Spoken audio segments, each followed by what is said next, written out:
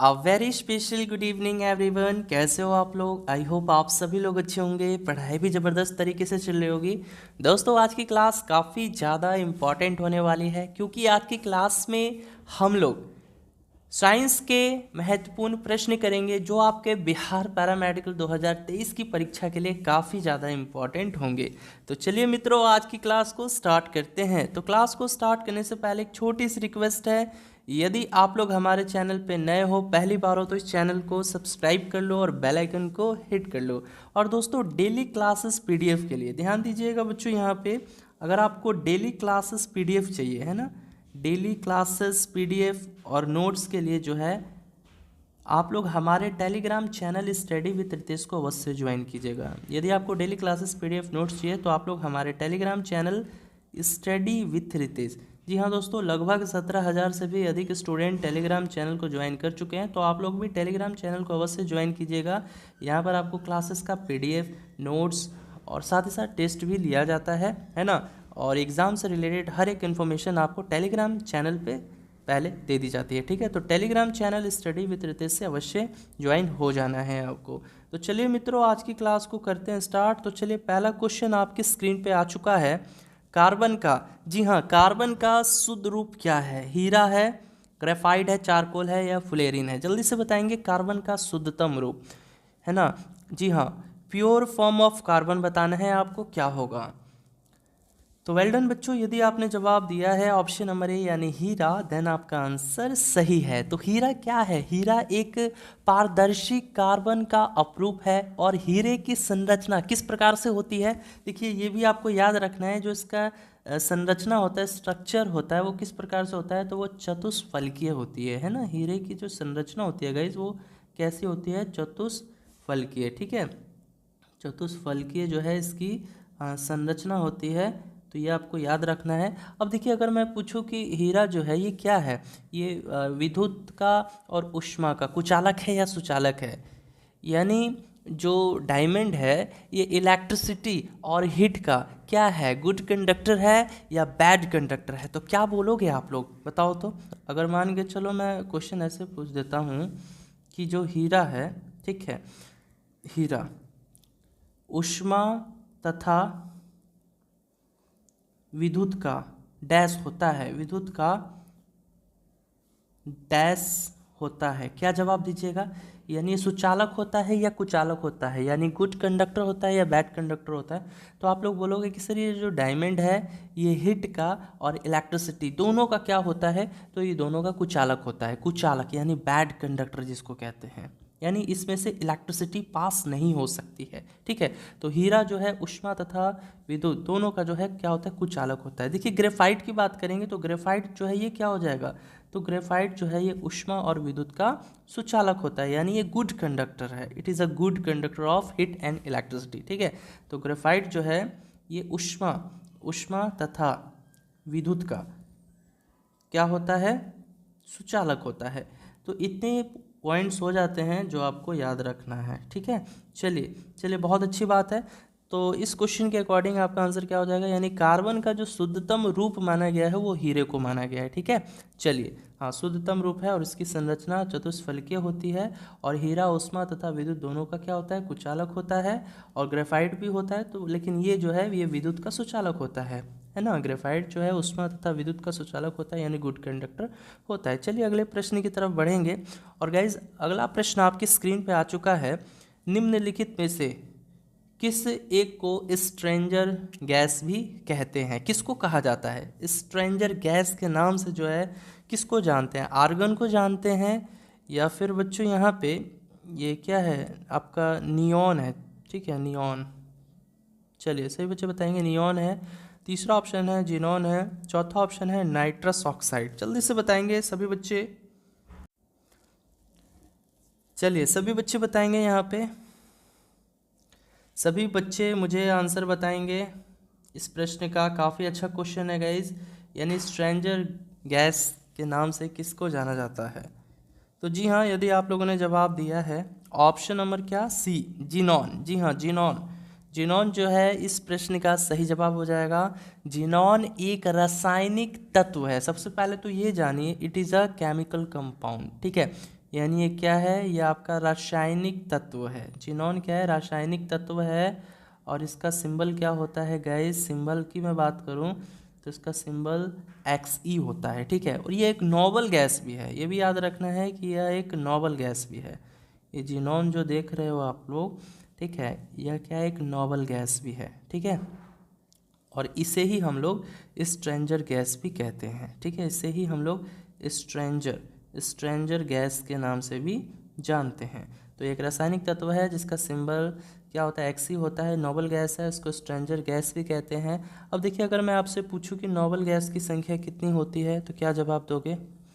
Noble gas की संख्या कितनी होती है, कोई बता सकता है? नोबल गैस यानी हमारे एटमॉस्फेयर में कुल नोबल गैस कितने हैं, नोबल गैस की संख्या, नंबर ऑफ नोबल गैस कितनी है? तो ये 6 है। 6 नोबल गैसों की संख्या है, जिसमें से देखिए आपकी कौन कौन से आ जाते हैं, जैसे हीलियम, हीलियम क्या है, नोबल गैस है। नियॉन, नियॉन क्या है, नोबल गैस है। आर्गन की बात करें तो आर्गन भी नोबल गैस है। क्रिप्टन भी है।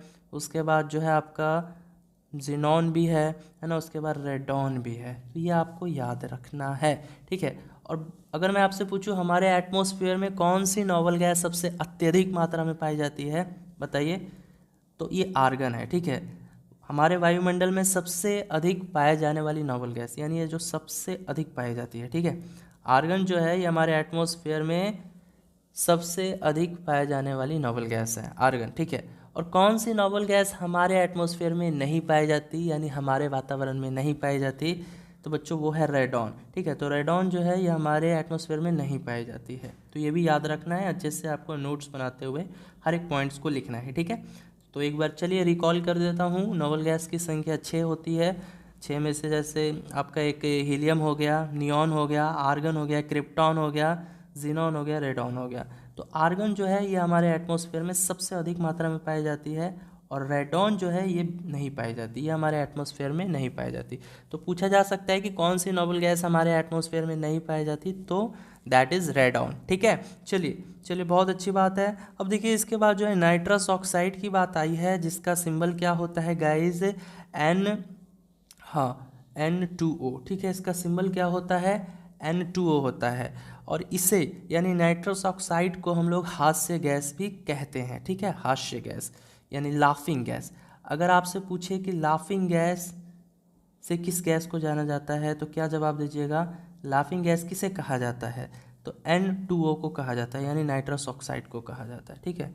यानी पूछा जा सकता है हास्य गैस किसे कहा जाता है, तो किसे कहा जाता है? तो आपको याद रखना है N2O को, यानी नाइट्रस ऑक्साइड को, ठीक है ना बच्चों। चलिए, बहुत अच्छी बात है। अच्छा लग रहा है क्लास तो एक जल्दी से एक लाइक दे दीजिए। और इसी तरह की इंटरेस्टिंग क्लासेस डेली होती है बच्चों, तो आप लोग हमारे चैनल से अवश्य जुड़ जाइएगा। स्टडी विद रितेश हमारा क्या, ये आप लोगों का भी चैनल है, हमारा ही नहीं है, पूरे देख सकते हैं यहाँ पे आपकी 95,000 हम लोगों का फैमिली है, ठीक है। तो आप लोग भी उस फैमिली में जुड़ जाइए, यानी चैनल को सब्सक्राइब कर लीजिए, क्योंकि यहाँ पर आपको पैरामेडिकल से रिलेटेड हर एक अपडेट, हर एक नोटिफिकेशन और साथ ही साथ इंटरेस्टिंग क्लासेस भी देखने को मिल जाएगी, ठीक है। तो चलिए बच्चों, बढ़ते हैं हम लोग अगले प्रश्न की तरफ। और अगला प्रश्न आपकी स्क्रीन पे है, रबड़ के व्यापारिक वल्कनीकरण में किसका प्रयोग शामिल है? तो रबड़ के व्यापारिक वल्कनीकरण में किसका प्रयोग शामिल है? गंधक का, कार्बन का, फास्फोरस का या सेलेनियम का? जी हाँ प्यारे बच्चों, सभी बच्चे वीडियो को शेयर कर देंगे जल्दी से और लाइक कर देंगे, क्योंकि काफ़ी इंटरेस्टिंग क्लास होने वाली है। जी हाँ बच्चों, यदि आपने जवाब दिया है ऑप्शन नंबर ए यानी गंधक, देन आपका आंसर सही है। तो रबड़ के व्यापारिक वल्कनीकरण में सल्फर या फिर गंधक का प्रयोग किया जाता है। तो देखिए यहाँ पे गंधक की जगह जो है आपको सल्फर भी दिया जा सकता था, ठीक है। हाँ जी, यानी गंधक की जगह यहाँ पे सल्फर भी दिया जा सकता था। तो आपको याद रखना है रबड़ के व्यापारिक वल्कनीकरण में सल्फर या फिर गंधक का प्रयोग किया जाता है। चलिए बढ़ेंगे अगले क्वेश्चन की तरफ गाइस। और अगला प्रश्न है, एक रेडियो सक्रिय स्रोत की इकाई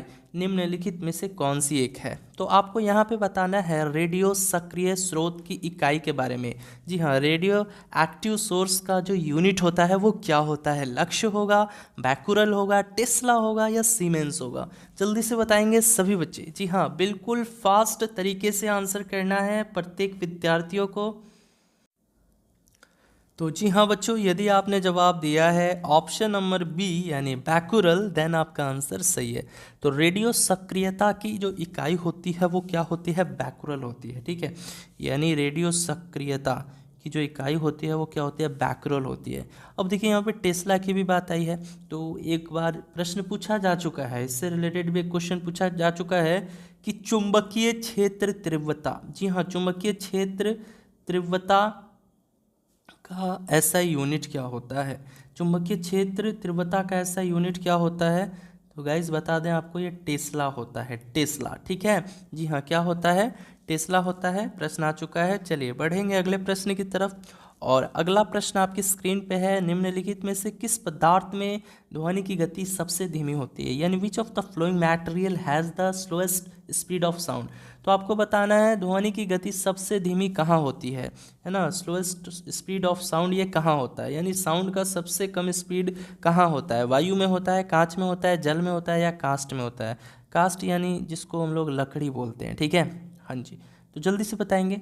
तो देखिए आपको मैं एक कॉन्सेप्ट बता देता हूँ यहाँ पे, ताकि आप लोग याद रखिएगा। देखिए साउंड का सबसे ज़्यादा स्पीड कहाँ होता है, सॉलिड वाली वस्तु में होता है, फिर उससे कम लिक्विड वाली वस्तुओं में होता है, फिर उससे कम गैस में होता है। और साउंड का जो स्पीड है वो कहाँ नहीं होता, यानी ध्वनि कहाँ यात्रा नहीं करती। In which medium sound can not travel, ध्वनि का संचरण कहाँ नहीं होता, तो निर्वात वाली जगह में नहीं होता। ठीक है, यानी अभी मैं क्या बताया आप लोग को कि साउंड का ट्रैवलिंग यानी ध्वनि का संचरण सबसे ज़्यादा कहाँ होगा, तो सबसे ज़्यादा सॉलिड वाली वस्तुओं में होगा, फिर उससे कम लिक्विड वाली वस्तुओं में होगा, और सबसे कम कहाँ होगा ध्वनि का संचरण, गैस वाली वस्तुओं में होगा। और कहाँ ध्वनि का संचरण बिल्कुल नहीं होगा, है ना, बिल्कुल नहीं होगा, ध्वनि यात्रा भी नहीं करेगी, यानी कौन सी जगह है, वो निर्वात वाली जगह है। समझ में आया।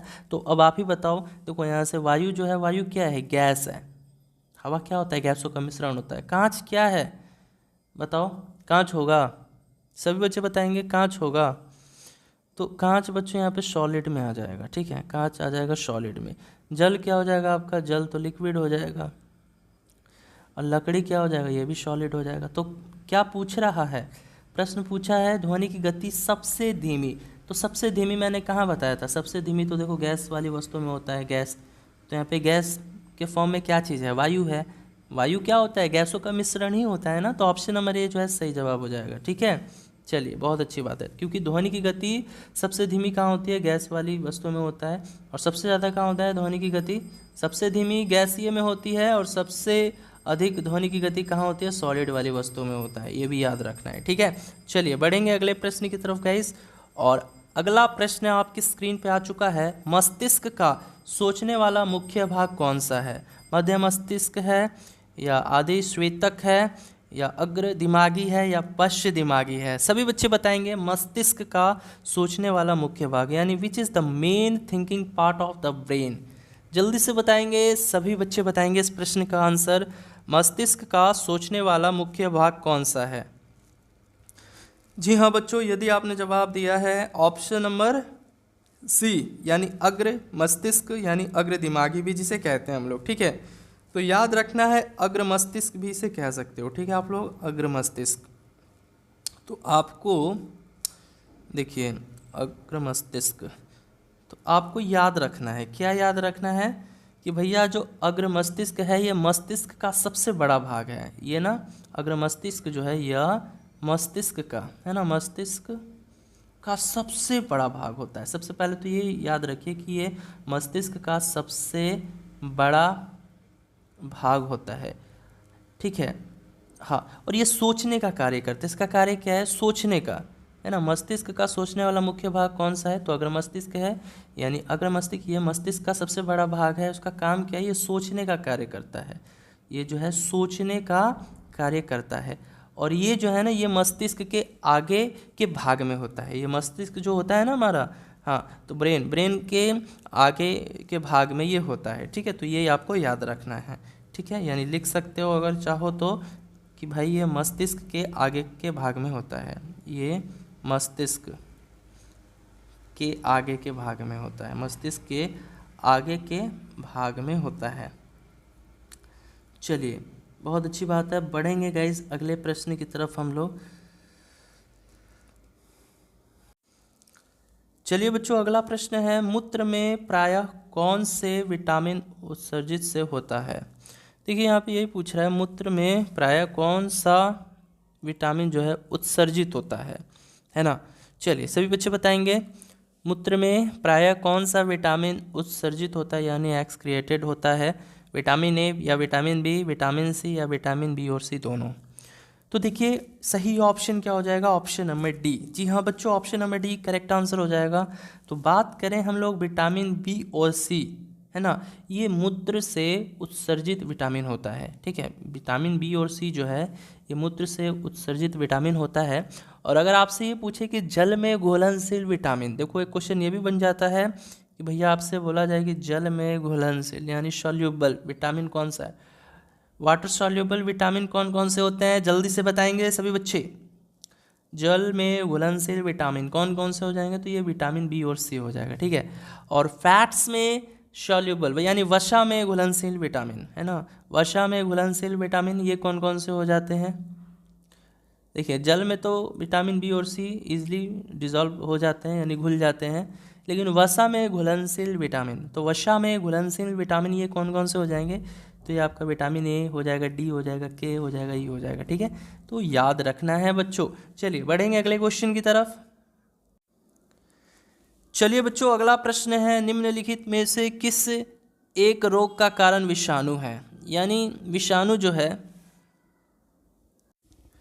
देखिए यहाँ यही पूछ रहा है कि विषाणु द्वारा होने वाला रोग, ठीक है, यही पूछा जा रहा है कि निम्नलिखित में से किस एक रोग का कारण विषाणु है। यानी विषाणु द्वारा यानी वायरस द्वारा होने वाला रोग बताना है। यक्ष्मा, टाइफाइड, इन्फ्लुएंजा या डिप्थीरिया। जल्दी से बताएंगे सभी बच्चे, हाँ सभी बच्चे बताएंगे।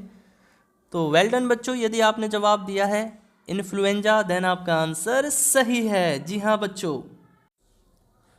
तो देखिए बच्चों, इन्फ्लुएंजा की बात आई है ना, जो कि एक वायरस से होने वाला रोग है और इसे हम लोग ना फ्लू के नाम से भी जानते हैं, ठीक है। इन्फ्लुएंजा को गाइज मैं बात करूं तो यहाँ पे हम लोग इसको फ्लू भी कहते हैं, फ्लू के नाम से भी जो है इसको जाना जाता है। और ये इन्फ्लुएंजा विषाणु द्वारा होता है और इसके लक्षणों में सामान्यतः जैसे शरीर का ताप कभी हाई होगा यानी शरीर का टेम्परेचर कभी हाईएस्ट हो जाएगा, कभी लो हो जाएगा, उसके बाद नाक का बहना, है ना, और फिर उसके बाद मांसपेशियों में दर्द रहेगा, ये सब होता है, ठीक है। ये सब इसके लक्षण होते हैं। चलिए इसके बाद जो है बढ़ेंगे। अब देखिए यहाँ पर, देखिए ये भी जान लीजिए, यहाँ पे जो टाइफाइड है, ठीक है, देखिए टाइफाइड की भी बात आई है ना, तो यहाँ पे इसके बारे में भी हम लोग जान लेते हैं। तो यह एक जीवाणु जनित रोग है, ठीक है। टाइफाइड किस प्रकार से होता है, यानी ये जीवाणु जनित रोग है। और ये किस जीवाणु के कारण होता है, क्या आप लोग बता सकते हो। हाँ जल्दी से बताएंगे यहाँ पे कि ये जो टाइफाइड है ये किस जीवाणु के कारण होता है। जी हाँ, किस जीवाणु। और ये छोटी आंत को इफेक्ट करता है यानी स्मॉल इंटेस्टाइन को इफेक्ट करता है, ये तो आप जानते होंगे। यानी देखिए टाइफाइड जो है यह एक जीवाणु जनित रोग है, ठीक है, यानी ये जीवाणु जनित रोग है, ठीक है, जीवाणु जनित रोग है, ठीक है। और ये शरीर के छोटी आंत को इफेक्ट करता है, ये शरीर के यानी बॉडी के छोटी आंत यानी जिसको स्मॉल इंटेस्टाइन कहते हैं, ठीक है। तो ये शरीर के छोटी आंत को प्रभावित करता है, ठीक है। और ये भी जानना है आपको, अगर आपसे पूछा जाए कि ये किस बैक्टीरिया द्वारा होता है यानी ये किस जीवाणु द्वारा होता है, तो बच्चों ये टाइफाइड बुखार जो है ना ये साल्मोनेला, ठीक है, किसके द्वारा होता है, किस जीवाणु के द्वारा, क्या नाम है उसका, साल्मोनेला टाइफी, ठीक है, साल्मोनेला टाइफाई बैक्टीरिया के कारण होता है, ठीक है। जी हाँ, याद रखना है, काफ़ी इंपॉर्टेंट क्वेश्चंस हो जाता है, ठीक है। चलिए बढ़ेंगे हम लोग गाइज अगले प्रश्न की तरफ। ओके चलिए, अगला प्रश्न आ चुका है, निम्नलिखित में से किस एक जंतु में त्वचा एक श्वसन अंग है ना। जल्दी से बताएंगे सभी बच्चे यहाँ पे बिल्कुल फास्ट। तो जल्दी से बताएंगे यहाँ पे निम्नलिखित में से किस एक जंतु में त्वचा एक श्वसन का अंग होता है, यानी कौन सा एक ऐसा जंतु है जो श्वसन लेता है अपनी त्वचा के द्वारा। जी हाँ, कॉकरोच है, मेढक है, शार्क है या व्हेल है। जी हाँ, सभी बच्चे बताएंगे यहाँ पे बिल्कुल फास्ट। तो वेल डन बच्चों, यदि आपने जवाब दिया है ऑप्शन नंबर बी यानी मेढक, देन आपका आंसर सी है। तो मेढक जो है बच्चों ये श्वसन लेता है अपनी त्वचा के द्वारा, ठीक है, याद रखना है। यानी ये जो श्वसन लेता है ना, यानी इसका जो रेस्पिरेटरी सिस्टम है, यानी जो श्वसन लेता है ये वो किसके द्वारा लेता है, त्वचा के द्वारा लेता है, ठीक। चलिए बच्चों, इसके बाद अगला प्रश्न है और आज के क्लास का लास्ट क्वेश्चन रहेगा गाइस। कमरे के ताप पर कौन सी अधातु द्रव अवस्था में पाई जाती है? टीन है, ब्रोमीन है, पारा है या बोरॉन है? जल्दी से बताएंगे। कमरे के ताप पर यानी रूम के टेम्परेचर पर कौन सा नॉन मेटल ये लिक्विड फॉर्म में पाया जाएगा, यानी which non metal is liquid at room temperature? जी हाँ, सभी बच्चे बताएंगे। तो वेल डन बच्चों, यदि आपने जवाब दिया है यहाँ पे ऑप्शन नंबर बी यानी ब्रोमीन, देन आपका आंसर सही है, ठीक है। जी हाँ, ब्रोमीन जो है ये कमरे के ताप पर द्रव अवस्था में पाई जाने वाली अधातु है, ठीक है। हाँ, तो कमरे के ताप पर द्रव अवस्था में पाई जाने वाली धातु कौन सी है? ब्रोमीन है। अब यहाँ पर अधातु ना देकर धातु दे देता तब क्या बोलते हैं, यानी कुछ क्वेश्चन इस प्रकार से रहता कि कमरे के ताप पर कौन सी धातु, तो कौन सी धातु अगर बोलता कि भैया द्रव अवस्था में पाई जाती है, देन हमारा पारा हो जाता, यानी Hg, ठीक है। चलिए, तो आई होप आज की क्लास इंटरेस्टिंग लगी होगी। यदि आपको क्लास अच्छी लगी है, पसंद आई है, तो इस वीडियो को लाइक करिएगा और वीडियो के कमेंट सेक्शन में इस क्लास का फीडबैक अवश्य दीजिएगा। चलिए, मिलेंगे अगली क्लास में नई जोश नई उम्मीद के साथ। तब तक के लिए इतना ही। जय हिंद, जय भारत, जय बिहार।